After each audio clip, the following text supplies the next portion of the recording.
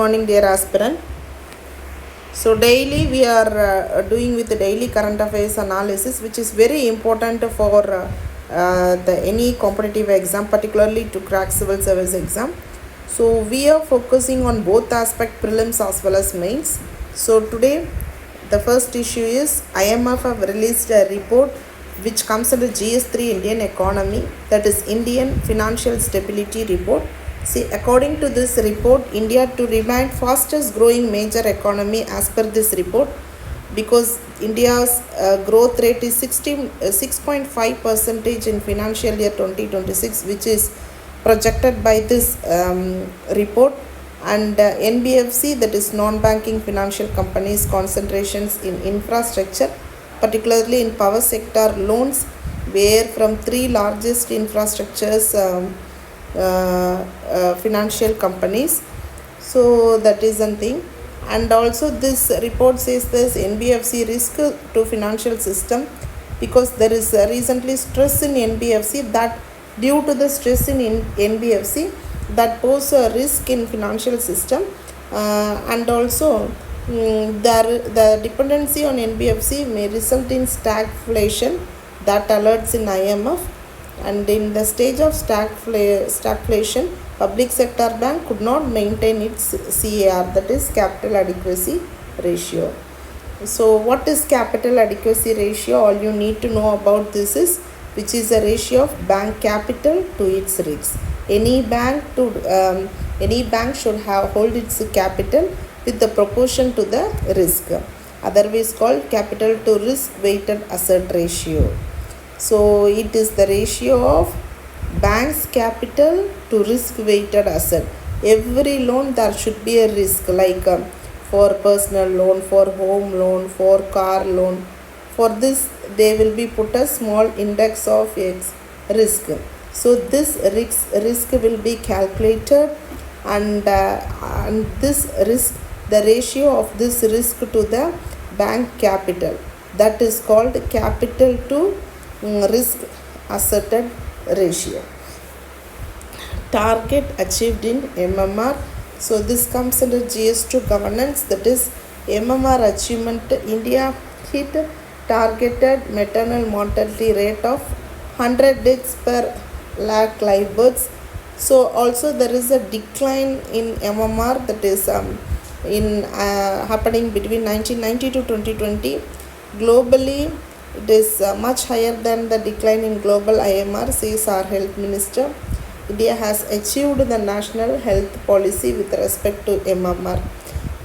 In national health policy, we have a target of maternal mortality rate of 100 deaths per 1 lakh live births, and we have a significant progress, like 83% of decline in MMR achieved in these years, which is higher than the decline in global MMR. So when we compare to globally, our country is showing a tremendous achievement because of national health missions, and ASHA workers are the main contribution to attain this achievement. And ASHA worker is actually, that is launched as part of National Rural Health Mission. ASHA is a community level worker whose role is to function as a healthcare facilitator and a service provider, and they will also generate awareness on health issues to the community. Supreme Court asks record of forest land. This comes under GS2 polity as well as environment. Supreme Court forest, see, since actually forest is a concurrent list, that we need to know. So Supreme Court directs states, union territories to provide consolidated records of their forest lands, and is warning that CAs of states and administrative union territories will be held personally liable. So forest land documentation requirement is there. So if they fail to constitute expert committees to identify forest, and followed by the preparation of consolidated records of these lands.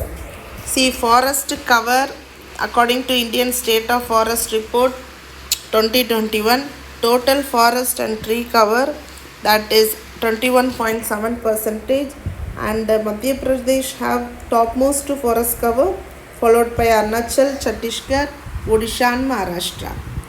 So oil exploration proposal at Gulf of Mannar, this comes under GS3 environment management. So Tamil Nadu CM request to drop proposal for hydrocarbon exploration offering mining in Gulf of Mannar. Because of this deep sea mining for this exploration that cause a irrevocable damage to marine habitats and degrade the overall health of the concern. Because of this hydrocarbon exploration, there will be an environmental impact and livelihood concern also. Government have taken many initiatives.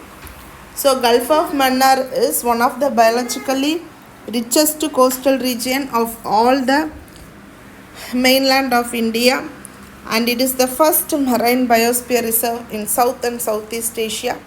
It is located between Dhanushkodi and Thoothukudi in Tamil Nadu.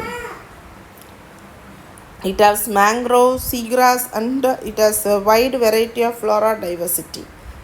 And duang, which is an endangered marine mammal, which is also the important species in this place. Try to answer this mains question. Explain biodiversity richness of Gulf of Mannar and its oil resource essential for India's GDP growth. Critically examine. For any queries, feel free to contact this number. Have a great day. Thank you.